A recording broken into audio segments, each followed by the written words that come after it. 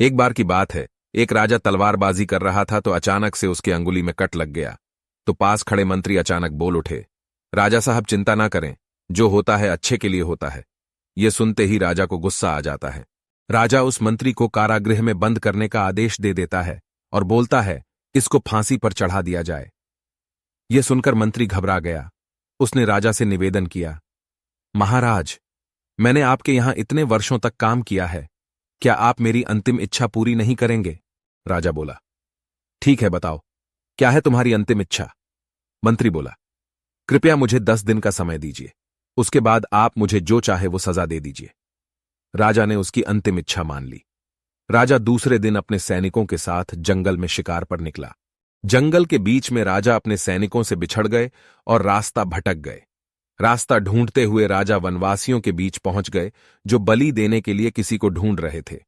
वनवासियों ने राजा को पकड़ लिया और वन की देवी को बलि देने के लिए ले गए। बलि देने की सारी तैयारियां पूरी हो गईं। जैसे ही राजा को बलि देने के स्थान पर ले जाया गया, वहां खड़े बुजुर्ग की नजर राजा की खंडित अंगुली पर पड़ी। उसने आवाज लगाई कि ये तो खंडित हैं, इसकी बलि नहीं दी जा सकती। तो वनवासियों ने राजा को छोड़ दिया। राजा जैसे तैसे वहां से निकला और अपने राज्य पहुंचा। सबसे पहले कारागृह में अपने मंत्री से मिलने पहुंचा। राजा ने मंत्री से कहा, आपने सही कहा था, अगर मेरी अंगुली नहीं कटी होती तो मैं जिंदा नहीं होता, यानी जो होता है वो अच्छे के लिए होता है।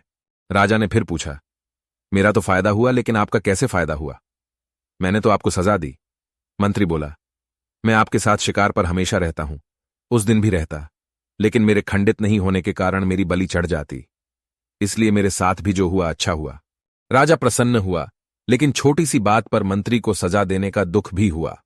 इसलिए राजा ने मंत्री को कारागृह से निकलकर फिर से अपने साथ रख लिया। दोस्तों, अपने जीवन में भी बहुत से उतार चढ़ाव आते रहते हैं। कभी कभी कुछ चीजें मन मुताबिक नहीं होती हैं, इस कारण से कभी निराश नहीं होना चाहिए। हमेशा याद रखे, जो होता है अच्छे के लिए होता है।